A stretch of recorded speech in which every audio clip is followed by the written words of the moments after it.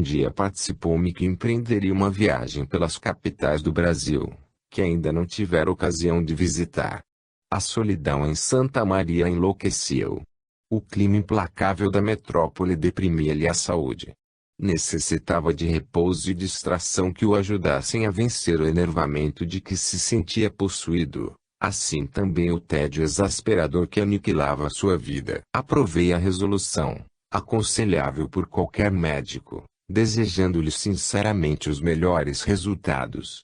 E lá se foi então para o Recife, após pequenas temporadas em 2 ou 3 cidades da Bahia, desejoso de contemplar Olinda e os vestígios da passagem, em Pernambuco, do príncipe de Nassau, em cujo nome tocava frequentemente, com altivez e desdém. Certa noite, no salão de jantar da pequena hospedaria em que se domiciliara, Barbedo lia os jornais recém-chegados da corte, abstraindo-se totalmente de quanto os cercava.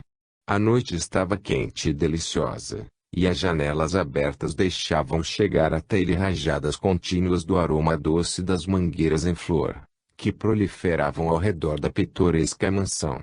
Ao longe o oceano, entontecido pela força indômita da maré cheia, fustigava as praias com arremetidas selvagens, elevando ao ar gemidos bravios, como de raivas inconsoláveis. Havia muito a ceia terminara. Os demais comensais se retiraram em algaravias alacres, dirigindo-se à rua a fim de desfrutarem o frescor das praias, enquanto ele continuara absorto na leitura, sem desviar o olhar do enredamento das intrigas políticas que enchiam as colunas dos ditos jornais. Não obstante, percebia vagamente que alguém se postara do outro lado da mesa, fronteiriço a ele, e que, como ele próprio, ali se imobilizara, sem atender às delícias da noite serena que avançava, enluarada. Tratava-se, porém, de percepção intuitiva, mais do que positivada por suas faculdades motoras, uma advertência do consciente, sensação fluídico-magnética que lhe desagradava, mas das quais sua atenção mental racional ainda não participara, fazendo-o tomar conhecimento objetivo do que realmente se passava. Subitamente, ao virar de uma página, seu olhar resvalou sobre um vulto, destacando-lhe as formas. Ainda assim, absorto, retornou automaticamente à leitura, disposto a prosseguir. Mas, tão celeremente quanto acabara de distinguir o mesmo vulto, seus olhos, sua mente, suas percepções de volta às fixações normais do mundo externo, retornaram sobre aquelas formas, agora realmente lhe prendendo a atenção. Tratava-se de uma mulher que orçaria pelos 25 anos de idade.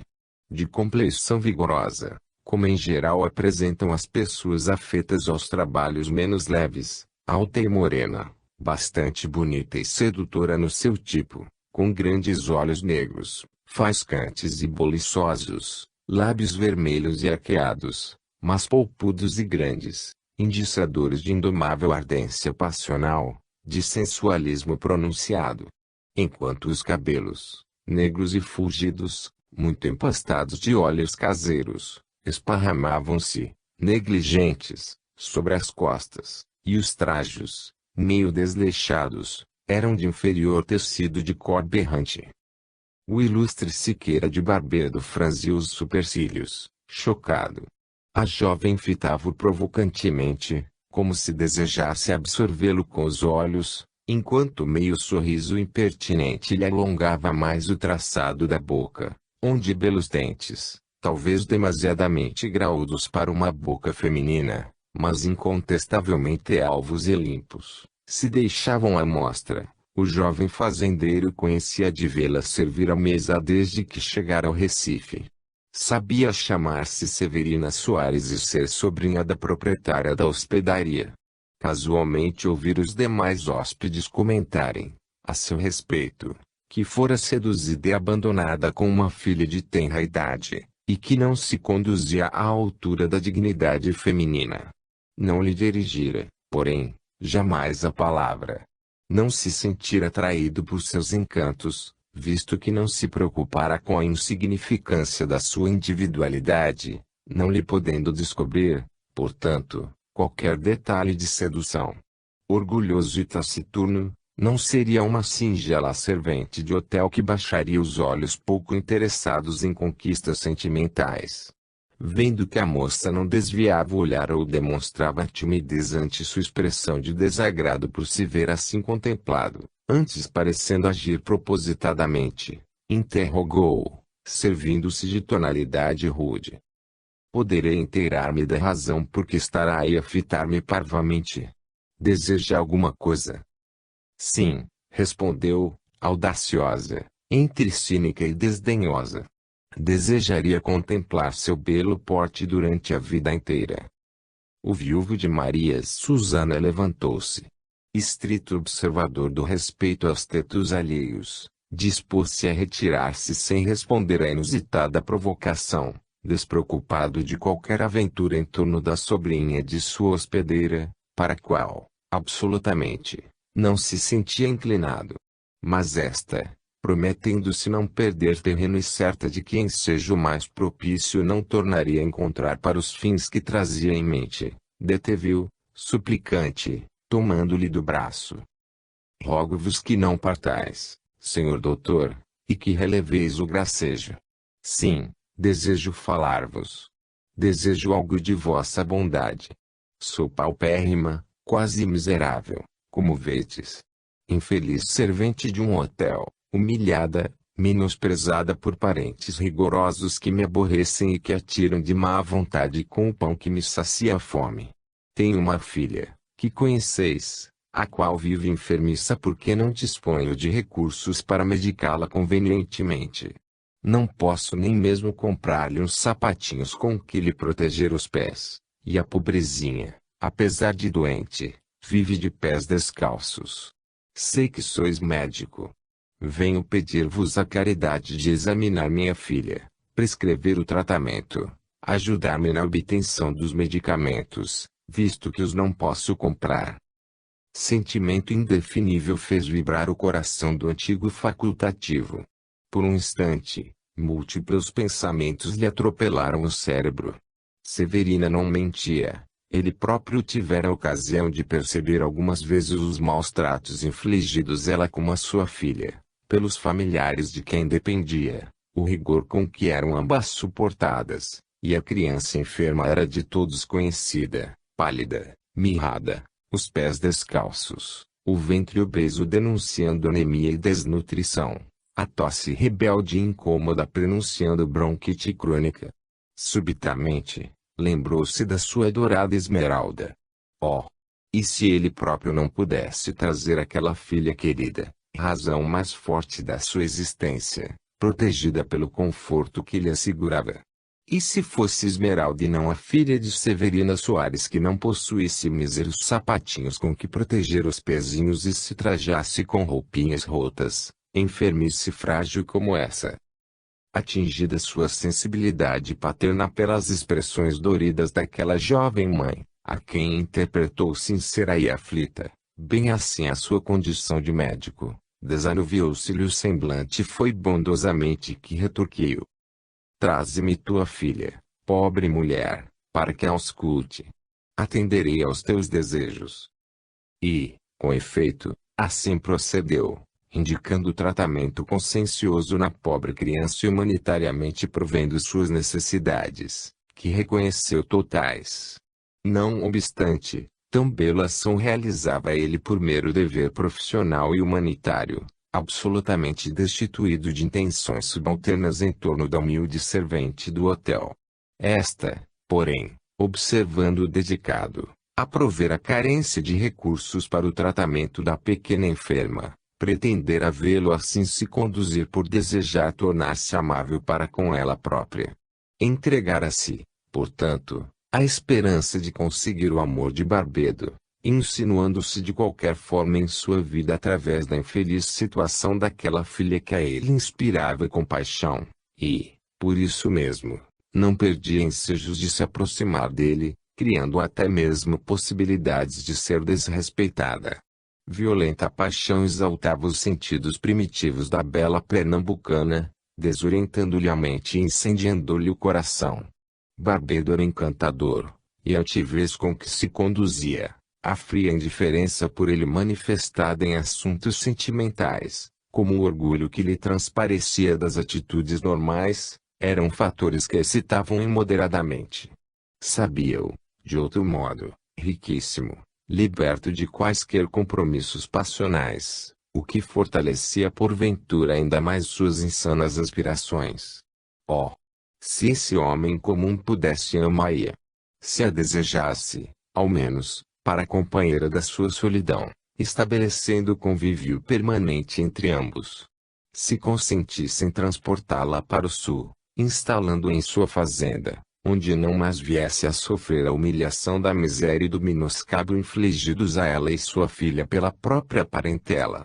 Confessar-se-ia compensada de quantos dissabores a sorte adversa lhe fizera provar.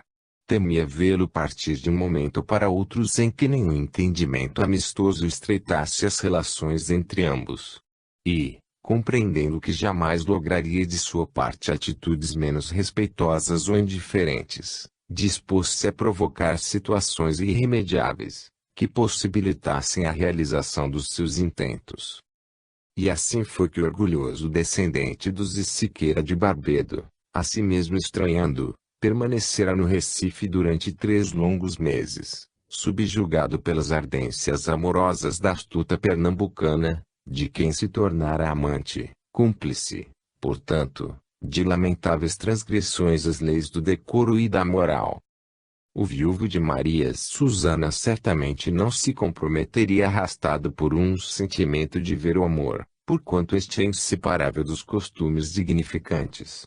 Antes, contaminado por subalternos arrastamentos, deixara-se vencer pelas teias infernais de uma condição deprimente, depois de haver rejeitado oportunidades nupciais que melhor assentariam ao caráter do homem honrado.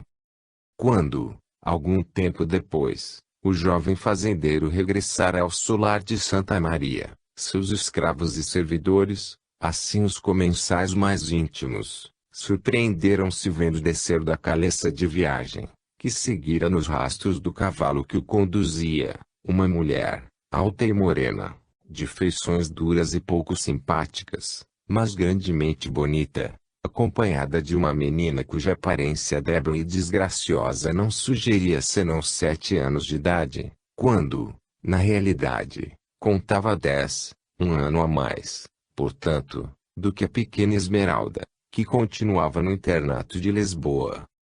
Pouco a pouco Severina Soares introduzia sua própria displicência no recinto doméstico, que dirigira a princípio a título de simples zeladora, a falta de uma legítima senhora, para, com o decorrer dos dias, insinuar-se sutilmente, concedendo-se direitos que, em verdade, não possuía. Escandalizada e ofendida com a intromissão indébita, a senhora Conceição preferira retirar-se da fazenda para a corte, não se adaptando ao indecoroso proceder do irmão.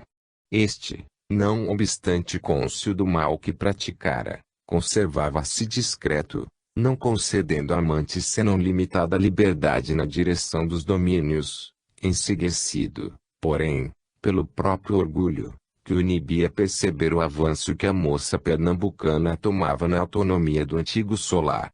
Tratava Barbedo com altivez, sem jamais lhe demonstrar afetos. No entanto, fornecia-lhe, e a filha, o mais desvanecedor conforto, o que a ambas permitiu se ataviarem de grandes damas, a despeito da ausência de graças naturais, que nelas não existiam.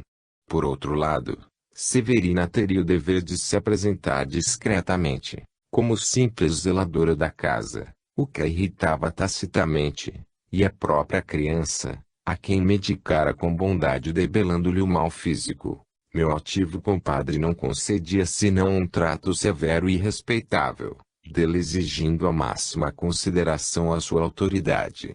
Intimamente, singular aversão, vaga e indefinível, nutria por mãe e filha, e, muitas vezes, em momentos de íntimas perquirições, indagava dos próprios pensamentos por que concordara em trazê-la para o próprio lar, lamentando a fraqueza que o arrastara a penalizar-se tanto de uma como de outra. Mas os anos passavam. De intimidade doméstica o acontecimento avançará até ao domínio do público.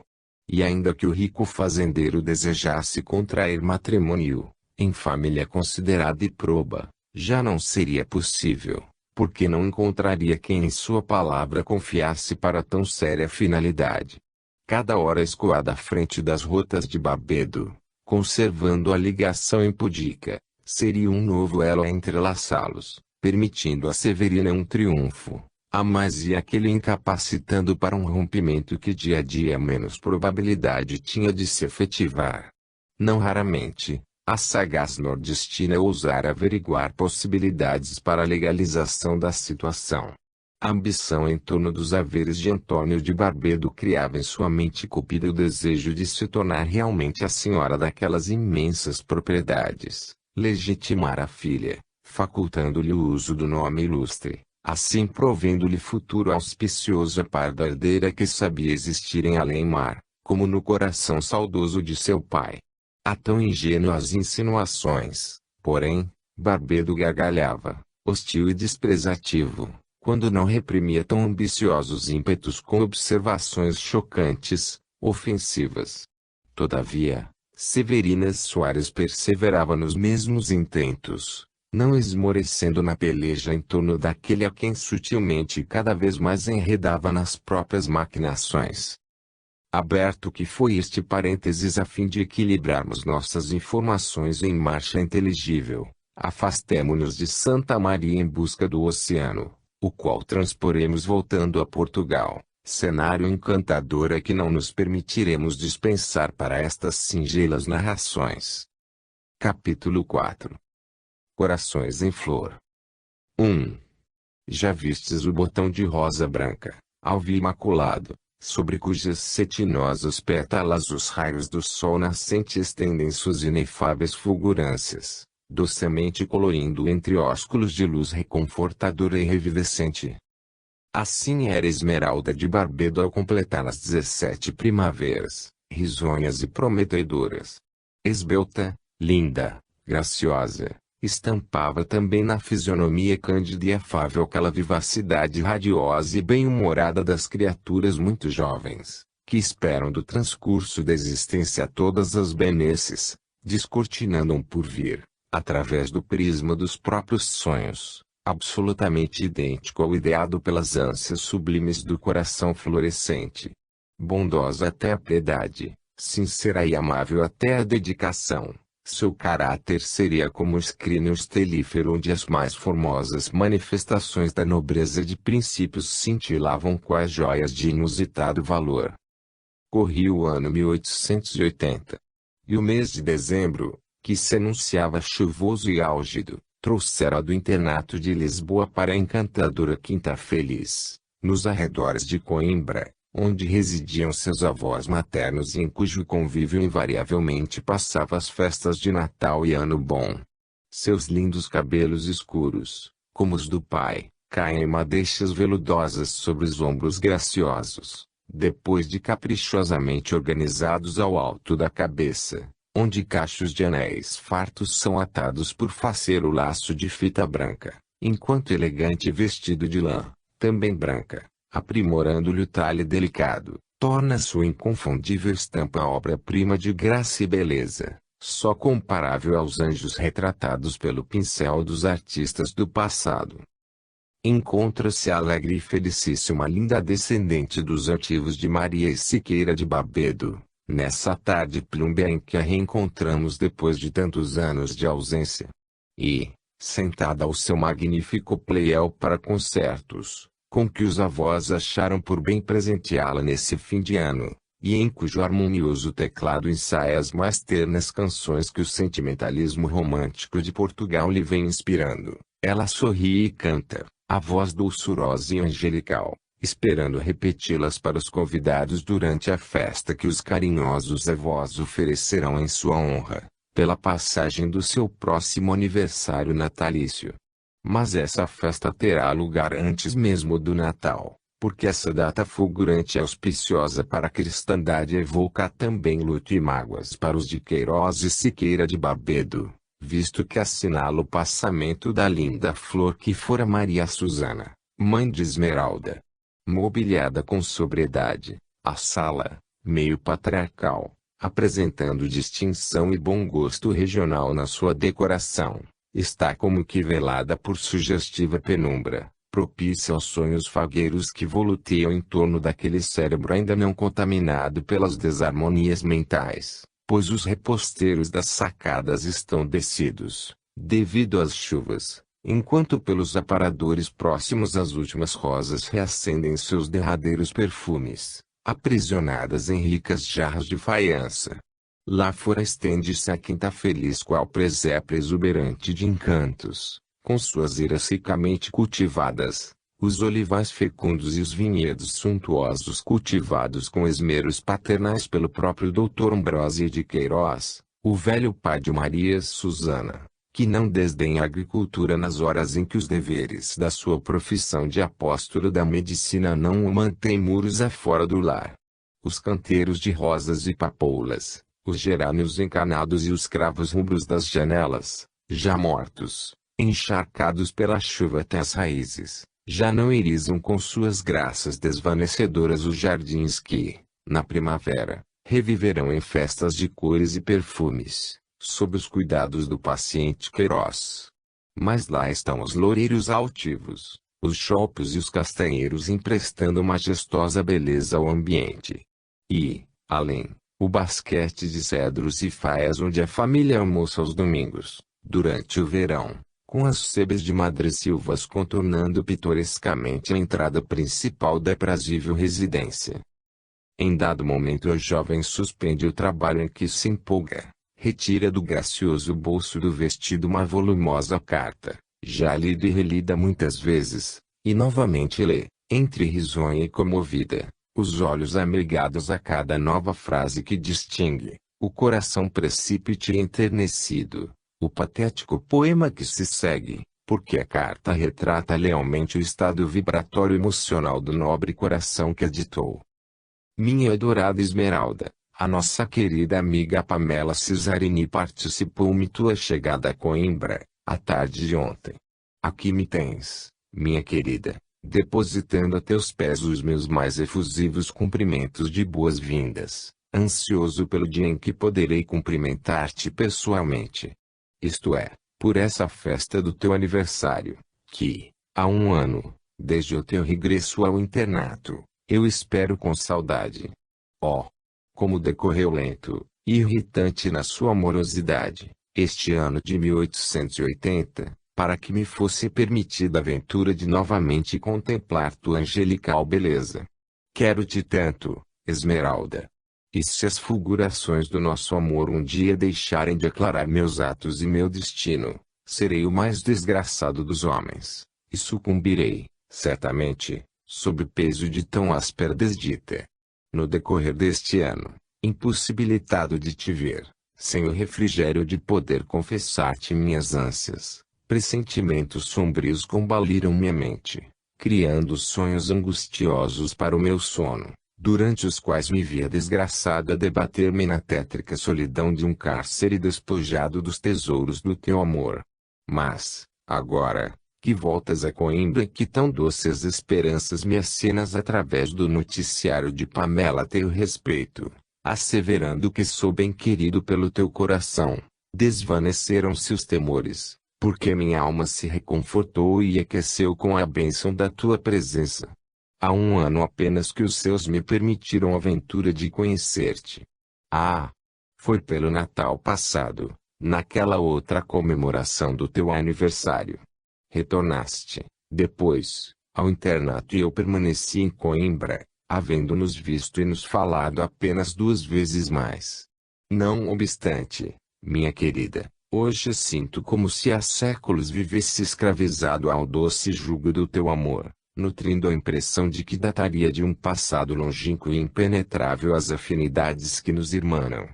Apresso-me a dar-te a notícia feliz de que cumpri religiosamente as recomendações por ti feitas a mim, a despedida para o teu regresso a Lisboa, há justamente um ano, abandonei definitivamente a Boêmia, esqueci para sempre o jogo, querida Esmeralda.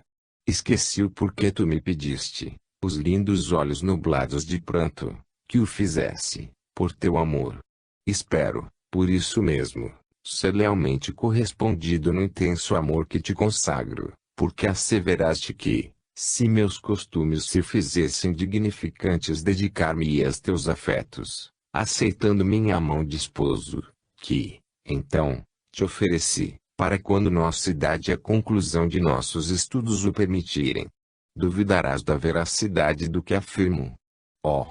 Dize a Pamela que pergunte a Daniel, ele tem sido meu companheiro de todos os momentos. Pamela asseverou-me que visitarás a Suíça, provavelmente estacionando em Zurique, na próxima primavera, antes de ingressares no educandário das Freiras de Sion, em Paris, onde aperfeiçoarás os teus estudos. Ah! Antevejo os dias venturosos que desfrutaremos através das formosas paisagens suíças, pois que tantas alegrias hei proporcionado ao meu avô, no curso de Direito que venho fazendo na universidade, que o excelente velhinho entendeu presentear-me com uma estação de férias na Suíça. Como anseio pela primavera, que nos encaminhará àquele país encantador, permitindo-nos convívio diário. Pamela irá visitar-te. Levar-te-á esta carta. Oh! Como a invejo! Ela apressa-me, não posso continuar. E, no entanto, quisera dizer-te ainda tantas coisas que me transbordam do coração. Ora, a vibrante missiva trazia por assinatura o singelo diminutivo de um nome próprio que, da intimidade de um lar brasileiro, se transportara com o seu portador para Portugal, tornando-se popular e benquisto entre os estudantes e jovens de Coimbra, Bentinho. Radiante, a filha de Barbedo ocultou novamente a preciosa dádiva ofertada ao seu coração, e recomeçou a melindrosa tarefa que se impusera ao piano. Efetivamente, um ano antes, durante a encantadora festa na Quinta Feliz, Esmeralda tivera ensejo de travar conhecimento com seu jovem Patrício Bento José de Souza Gonçalves, que, como sabemos, o pai enviara do Brasil, esperançado de que novos métodos disciplinares o tornassem útil família e sociedade. Não se iludir o zeloso genitor. O jovem Souza Gonçalves que, por essa época, contaria 22 primaveras, aplicara-se ao estudo tão ardorosamente que bem depressa atingiria o bacharelato, honorificando-se em Direito e Leis, pois destacava-se como um dos melhores universitários de Coimbra. Seus méritos eram brilhantes e incontestáveis. Discursava com ardor e veemência tais que, durante simples exemplificação para a cátedra, dir-se-ia fazê-lo em um tribunal, causando admiração aos próprios mestres pela profundeza dos conhecimentos e eloquência da lógica. Crescia-lhe o valor pessoal, porém, quando se sabia dele que também era inspirado burilador do verso clássico, que em Portugal, e Coimbra, principalmente, tão ao gosto dos intelectuais tem sido até os dias presentes, e seus poemas, vazados em sádio idealismo, tornaram-se, como as teses e os discursos, aplaudidos por quantos os conheciam. Entretanto, só a muito custo, e graças à poderosa influência de Esmeraldas sobre o seu coração, pôde Bentinho dominar o hábito de jogar as cartas, desastroso pendor cujos reflexos muitos desgostos acarretariam para o seu futuro, ativado pelas perniciosas companhias de que se rodeara desde a juventude passada em liberdades excessivas na capital do seu país. Em Coimbra, logo de início, frequentemente valia-se do aviltante recurso de mercadejar com os próprios livros e até com o próprio vestuário, a fim de solver dívidas importunas, fatos esses cuja notícia, se chegasse ao conhecimento do velho senhor Gonçalves, valer-lhe repressões humilhantes para um estudante do seu valor. Excetuando-se esse lamentável traço de inferioridade, mostrava-se o jovem brasileiro portador de tão apreciáveis qualidades morais e intelectuais e tão cativante cavalheirismo, que impossível seria às pessoas de suas relações não se renderem às simpatias que de sua personalidade irradiavam.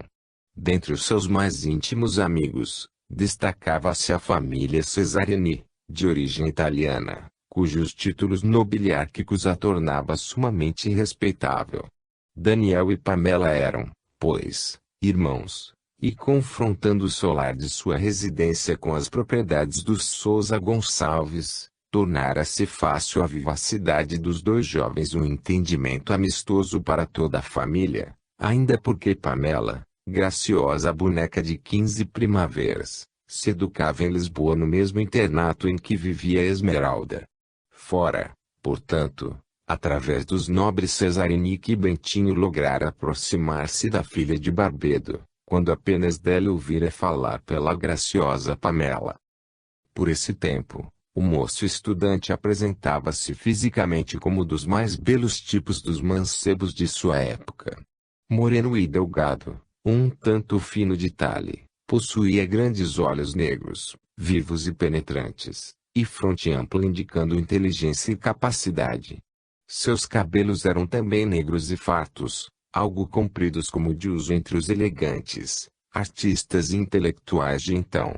A roçarem pela nuca, enquanto o fino bigode, losídio e bem tratado, e a indispensável mosca entre o lábio inferior e o queixo lhe emprestavam acentuada dignidade e distinção fisionômica muito recomendável, traço característico dos varões do século passado. Esmeralda amava o quanto poderia fazê-lo um coração na sua idade. Por isso mesmo fora com a mais profunda lealdade que ternamente lhe afirmara o propósito de perseverar no seu afeto ante a possibilidade do matrimônio. Então, durante a festa observando-os, belos e muito cultos, ambos revelando incomuns dotes artísticos, pois que Bentinho compusera delicado poema saudando a aniversariante, e o declamara sob o agrado e as simpatias gerais, para, em seguida, encantar os assistentes, fazendo-se ouvir a flauta, acompanhado ao piano pela formosa Esmeralda, que se apresentava radiante de felicidade. O velho doutor Queiroz pela primeira vez pensou na possibilidade de vê-los unidos em matrimônio, uma vez compreendendo, os dois jovens simultaneamente atraídos por visível inclinação amorosa.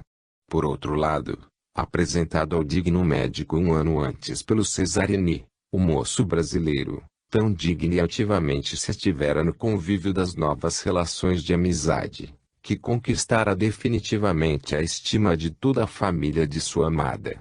Nessa noite, portanto, ao vê-los exuberantes de vida e mocidade ao compasso das valsas ou atentos a novos números musicais, pensava o velho avô em que não seria desagradável uma aliança entre os Sousa Gonçalves e o Sequeira de Barbedo, a despeito dos comentários que pretendiam afirmar não serem os primeiros capazes de ombrear financeiramente com os segundos, visto que o genitor de Bento José não teria logrado em além-mar a emancipação econômica que conseguiram os de Maria, o mais alto padrão de vida possível a pequenos titulares de Portugal e do Brasil.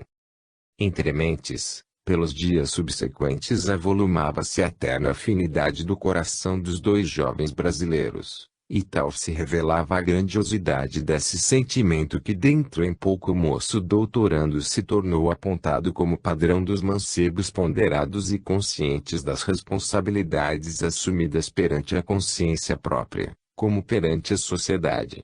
Dedicara-se, efetivamente, à conquista de um futuro alicerçado em situações respeitáveis abrilhantado pelos próprios valores pessoais, já que lhe escasseava a fortuna material ou financeira. E foi sob o impulso generoso de tais disposições que se escoaram as derradeiras etapas ainda necessárias à conquista do seu grau de doutor em Direito e Leis.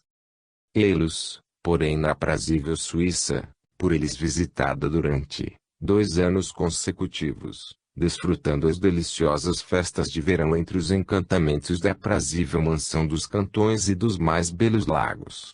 Acompanhada pelo Cesarini, Esmeralda deixara-se levar entre os sonhos e alacridades durante toda a etapa do veraneio magnífico. O moço advogado incorporara-se à comitiva e lá se fora, igualmente exuberante de felicidade, peregrinando, ao lado de sua amada, de cidade a cidade, de cantão a cantão, em visitações agradáveis e fecundas, porque assaz instrutivas, durante as quais não sabia o que mais admirar-se a hospitalidade afável e generosa do seu laborioso e comedido povo ou a exuberância e beleza das suas paisagens sonhadoras. Ambos, ao lado da meiga Pamela e de Daniel, escalavam montanhas coroadas de pinheiros opulentos, galgando alturas, para, de mãos entrelaçadas, se darem o prazer de contemplar, extasiados, os magnificentes panoramas de vales verdes e frescos primorosamente cultivados, que os regatos murmurejantes cortavam, despenhando-se de alturas vertiginosas, ou as faldas dos montes relvados onde o gado se nutria chocalhando as campainhas monótonas sob o olhar vigilante do pastor, a cantar as melodias doces e tristes do seu cantão.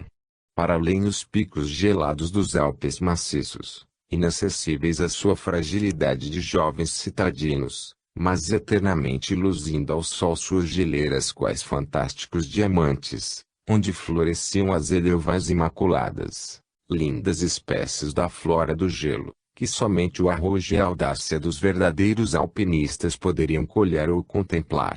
Mas aqui, sobre a montanha, eis um tapete de florezinhas agrestes, delicadas, sob as carícias do sol do estio, ornamentando o trajeto que faziam. São os miosotes cor do céu, a digitalis vermelha, as campânulas graciosas, giestas e arnicas da cor de ouro, o precioso acônito de flor azul, que Esmeralda vai colhendo prazerosa, entre risos, levando-as consigo como doces relíquias de horas inesquecíveis de felicidade.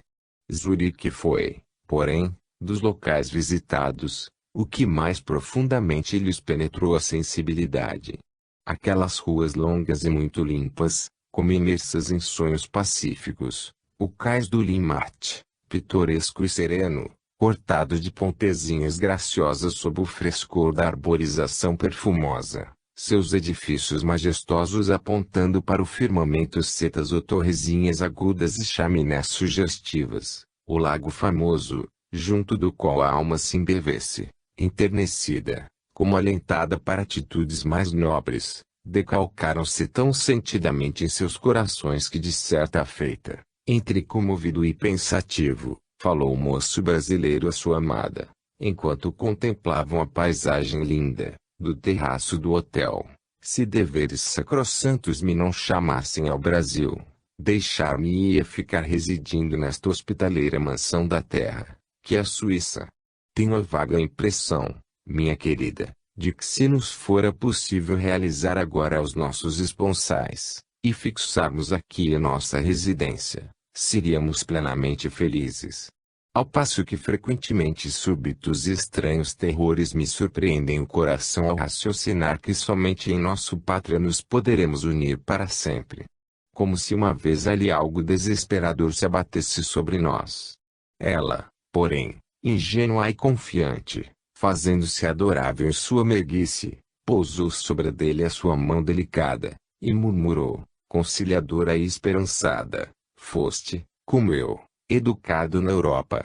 Tuas impressões não passam de falazes preocupações de quem dentro em breve deixará os centros mais civilizados do mundo pelas plagas natais que, conquanto muito queridas, jazem em longitude desanimadora, ainda envolta nas brumas de intrincados problemas. Tenho certeza, porém, de que, ainda assim, sob a doçura daqueles céus brasileiros que jamais esqueci e entre o esplendor daquela flora incomparável, tão rude quanto promissora, seremos inteiramente felizes, embalados pelo amor que transfigura nossos corações. Ele contemplou-a enternecido e suas mãos se apertaram num gesto afetuoso. E então, sob o dulçor das brisas frescas que passavam, farfalhantes, e o zimbório azul onde as primeiras estrelas se acendiam, puras e cristalinas, suas almas que se transportaram, comovidas, e seus corações se buscaram, felizes, no doce contacto de um ósculo extraído do mais sagrado escaninho do ser. Capítulo 5. Mãe e filha. Desde o Natal de 1863 o solar de Santa Maria não se vira assim engalanado. As bandeirolas multicores esvoaçando, presas a longos fios de cordéis, entre ramarias de bambus armados em arcos de triunfo, tomando toda a região que partia da estrada real às estradas principais e laterais do curioso edifício, estendendo-se ainda pelos pátios e jardins. Pois não esqueçamos de que a imponente residência era disposta em feito de, com 3 fachadas distintas destacadas do corpo do edifício e orladas de varandas e terraços magníficos, em toda a extensão do mesmo, permitindo, porém, acesso independente para o interior, por todas elas, num labirinto caprichoso de entradas e passagens artísticas de comunicações interdependentes. Os alpendres e sacadas, igualmente embandeirados, apresentam rosas e cravos entrelaçados entre as ramagens dos bambus que se enroscam às grades e os corrimões das escadarias. E, de quando em vez, o frágil sino da capela, repicando festivamente, avisa um operador consciencioso que é hora de espocar novos foguetes, que sobem ao espaço entre o chiar característico da pólvora que se queima, deixando um rastilho interessante de fumaças e faíscas. E novos rojões estalam detonando no ar para temor das velhinhas tímidas e das crianças, e prazer dos moços. Aí se vê a filarmônica da fazenda, pitoresca no conjunto que apresenta os músicos constituídos de escravos agalhoados, mas de pés descalços, que se encontram apostos, sobre um palanque igualmente ornamentado, cônscios da importância do papel que representam, nesse dia auspicioso, os instrumentos muito polidos luzindo aos reflexos do sol rescaldante o seu metal cor de ouro. As mais gradas personagens da localidade acorreram, reunidas para a celebração de um acontecimento jubiloso. E os escravos, formados como batalhão para a revista, abriam alas ao longo da entrada do centro, envergando trajes novos, camisas de algodão cru e calças de zuarte azul, para os homens, bata de algodão cru e saia de zuarte preto, para as mulheres. Entre estas destacava-se uma, ainda muito jovem, pela real satisfação que deixava transparecer no semblante de descendência africana, e que trazia pela mão um moleque, seu filho, de 4 anos de idade. Era Maria Rosa, a irmã colaça da filha do rico proprietário de tão vastos domínios.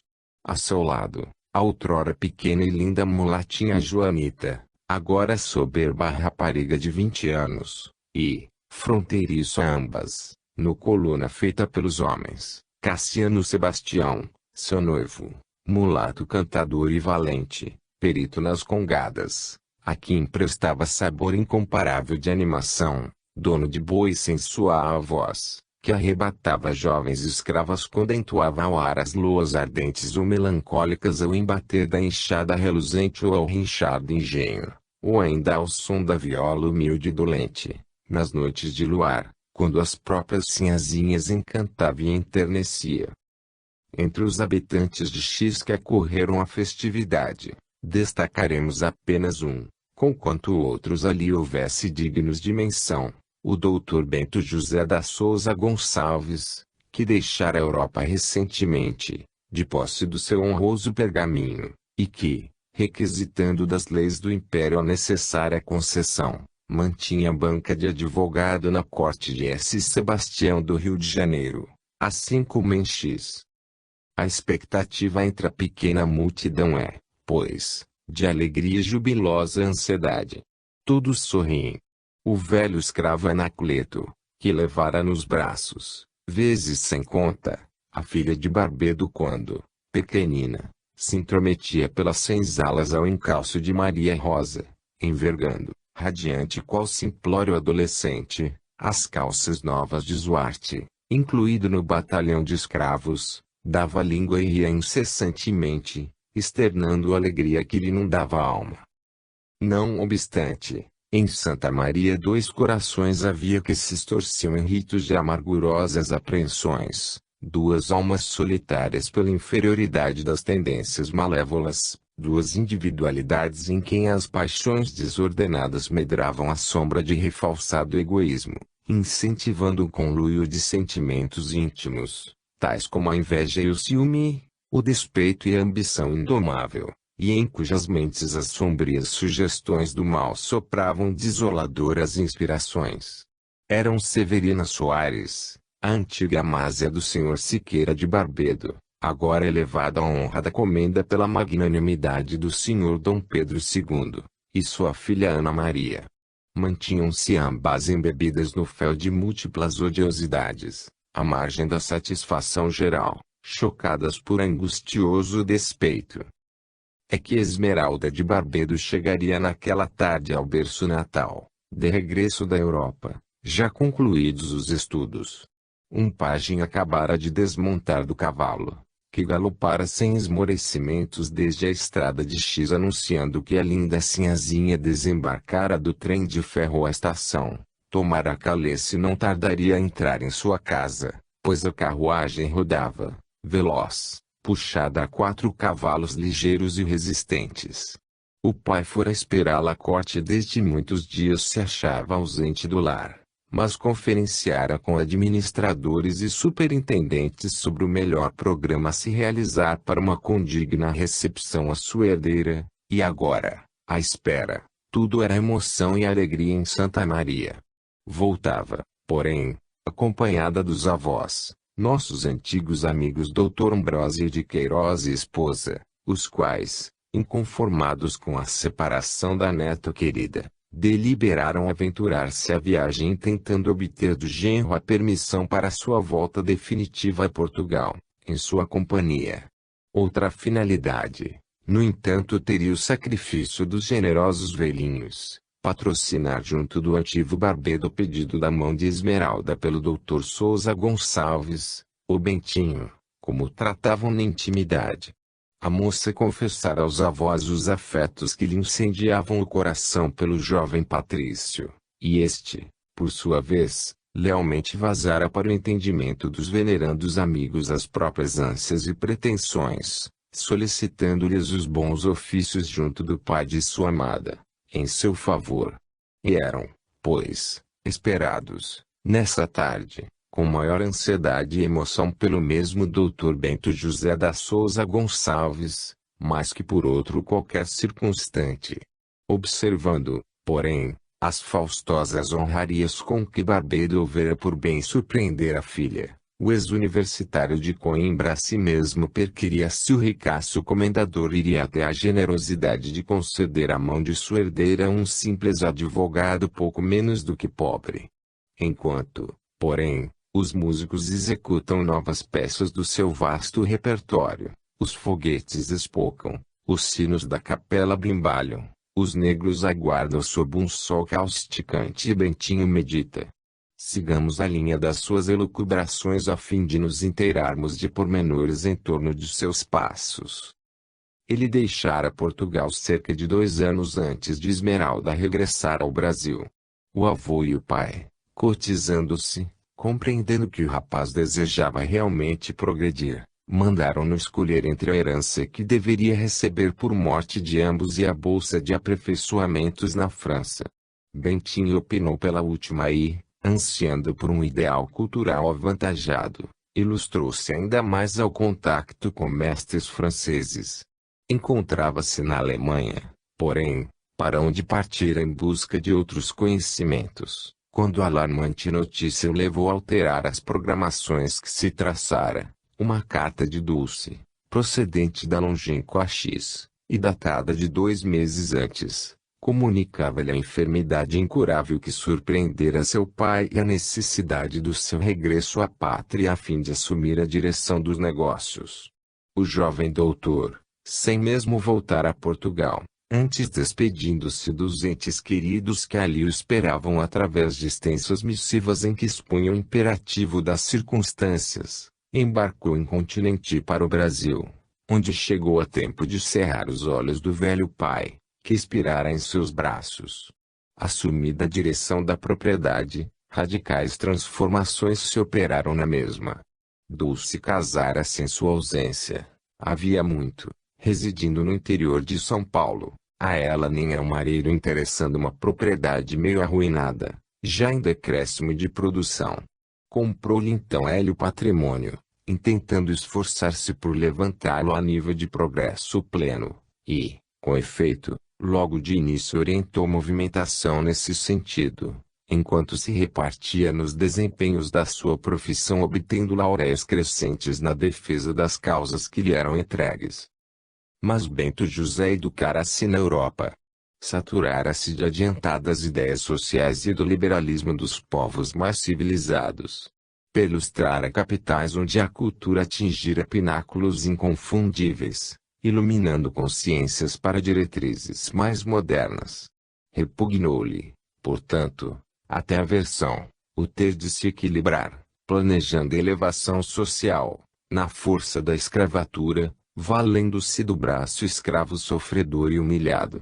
Seu próprio caráter, generoso e liberal, pautava-se por normas opostas à política escravocrata dos partidos conservadores. Ao demais, a campanha abolicionista, havia muito iniciada com ardor, atingira então o seu mais inflamado nível nos mais adiantados centros brasileiros. A erudita eloquência de Joaquim Nabuco, de Rui Barbosa, de José do Patrocínio, de José Mariano e tantos outros generosos defensores da liberdade dos homens de cor flamejava quais raios opulentos de luz sobre as consciências, apontando a urgência de uma alforria geral, ainda que os cofres da nação bequeassem a falta de braços para a grande lavoura. Tornaram-se os abolicionistas apóstolos de uma grande causa, venerados pelas multidões, que não regateavam aplausos aos seus transportes de idealistas alumiados pelas chamas do progresso, pelas colunas dos jornais, em panfletos esparsos pelas ruas, em comícios de teatros e clubes, através de boa literatura e até em peças teatrais, exigiam os democratas e liberais a extinção da escravatura, nódoa e ignominiosa maculando o pavilhão nacional tão digno de glórias legítimas. Bentinho tornou-se abolicionista. Filiou-se aos grandes centros cívicos que se batiam pelo grandioso ideal patriótico e seus discursos, e seus artigos espalhados por todos os jornais liberais da metrópole como da província. Assim os seus panfletos, tornaram-se veementes, ardorosos, intransigentes para com as classes conservadoras ao solicitarem medidas governamentais imediatas para se extinguir a escravidão. Mas, antes de tão audazes atribuições, corajoso e nobre até a admiração, alforriar a própria escravatura sem omitir o mais tenro rebento de suas senzalas, tornando em homens livres, trabalhadores assalariados. Tão sugestiva atitude custou-lhe, porém, ódios irreconciliáveis, ataques e críticas impiedosos, de vizinhos e adversários interessados na lavoura servil e escravocratas inveterados, além de imensuráveis sacrifícios financeiros a fim de conseguir manter em forma a fazenda, cujos trabalhadores, agora ameados, eram dignos colonos recompensados honrosamente pelos serviços que prestassem. Mas, uma vez alforriados, muitos deles se negavam a continuar sujeitos ao trabalho, ainda que assalariados, preferindo a negligência, o ostracismo e a miséria a se curvarem a deveres que lembravam a prepotência dos senhores ou o azorrague dos capatazes, o que resultara para Bentinho, em pouco tempo, lamentáveis perdas financeiras, visto que, impossibilitado de tocar suas culturas à falta de braços suficientes, estas desapareciam rapidamente, num triste ocaso de grandezas. Ser-lhe-á necessário, a fim de reerguer o patrimônio, o alvitre comum naqueles entristecedores tempos, alugar escravos a outros proprietários, que receberiam a paga, enquanto aqueles prosseguiriam na obrigação de darem à lavoura o maior dos seus esforços. Mas ao jovem doutor, abolicionista e liberal, repugnava a medida, porventura mais deprimente do que manter a própria escravatura. E o resultado fora que, à falta de colonos, os cafezais definhavam, os milharais apodreciam nos campos, passado o tempo apropriado à cega, enquanto o feijão se perdia sob a chuva, corroído pelas lagartas, sem mãos hábeis que o recolhessem aos celeiros. Bento José pensava em tudo isso contemplando os 550 escravos do comendador, formados à frente da casa grande, e a opulência de suas eiras, e, no íntimo, exclamava, reconfortado pelas aprovações da consciência: ao menos estarei coberto de pretender erguer-me sob pedestais humanos. Em que meditais, senhor doutor Gonçalves? Tão absorto vos encontro, desinteressado das festividades. À meia hora os demais moços vos procuram, desgostosos por não vos aliardes a eles para a animação dos folguedos. Era Severina Soares, que se acercara sutilmente, acompanhada pela filha, a quem enlaçava pela cintura. Voltou-se bruscamente o moço advogado, enquanto disfarçado constrangimento lhe carregou a fisionomia. Levantou-se e cumprimentou-as polidamente, oferecendo-lhes cadeiras. Não pensava, minha senhora, asseverou evasivamente, apenas contemplava a ornamentação caprichosa que alegra este auspicioso solar. A pernambucana sacudiu os ombros num gesto de enfado, e, com desprezível trejeito labial, retornou. Quando o dinheiro é excessivo e não se encontra onde gastá-lo, deitam-no fora, senhor doutor. É o que faz esse opulento comendador, que se torna ridículo e inconsequente em tudo que se relaciona à filha, a quem idolatra qual velho piegas de ribalta. Julga, pelo que se vê, o mundo pequeno em demasia para ela. E costuma dizer que sacrificaria a própria vida se soubesse assim lhe causar prazer. Assim agem os pais grandemente amorosos, minha senhora. O senhor comendador certamente não será o único a afirmá-lo, mas é excessivo em suas concessões e deitará a perder a própria filha, que, ao que dizem, escraviza aos próprios caprichos. Não bastavam as viagens à Europa quase anualmente, por exigências dela. Nem o vertiginoso dispêndio com os estudos, primeiro em Lisboa, depois em Paris e não sei onde mais. Como se a menina precisasse tornar-se algum doutor. Dizem que ela é uma sumidade. E que está muito acima de minha Ana Maria, e instrução, o que não será de admirar, porque esta é apenas a afilhada, enquanto que a outra é filha única. Oh! Ela é habilitada em língua estrangeira, em música, como em prendas domésticas. Diz o pai que é também poetisa, declamadora, cantora, não sei que mais. O que virá ela fazer nesta fazenda, com tanta sabedoria, é que não compreendo. Para que há de uma mulher ser tão adiantada? Não me escandalizarei se, um dia, a tal moça der um desgosto ao pai. Dizem que... Ele interrompeu, porém, cauteloso e constrangido, a despeitada facúndia da interlocutora, e, abrupto, indagou, sem atinar com outra coisa que a interrompesse. E a menina Ana Maria quando retornará ao internato a fim de concluir os estudos? Oh, acudiu sorridente a antiga zeladora, supondo real interesse pela filha, na expressão inadvertida de Bentinho. Muito breve, talvez ainda este ano. E então poderá casar-se, segundo o desejo de Barbedo. Quisera eu que também se instruísse na Europa, como a outra. Mas o comendador é ingrato e egoísta. Opõe-se intransigentemente. Ana Maria, no entanto, fitava Bento José com ansiedade e fascinação. Desde que, regressando da Europa, o moço advogado procurara relacionar-se com o genitor de sua amada, como amigo que era da família Ambrósio de Queiroz, de Coimbra, a jovem pernambucana enamorara-se dele, certa de que as reiteradas visitas pelo mesmo, feitas ao solar, seriam de preferência intencionais a ela, que não ao comendador. Necessariamente, o advogado rendia-lhe as homenagens do polimento, porquanto, Barbedo, apresentando-lhe como sua afilhada e pupila, certamente para ela atrairia as atenções devidas às pessoas de consideração. Por essa época, Severina e sua filha haviam tomado grande ascendência sobre o comendador, a qual, insensivelmente, estendera-se sobre toda a mansão. Perceberiste a lenta insinuação da Amásia em sua vida ou, Enseguecido pelo orgulho ou pelos afazeres, supô-la-ia tão desinteressada, na sua falsa condição de zeladora, quanto ele próprio desejaria conservá-la. O certo era que, com o tempo, Severina sentira-se credora de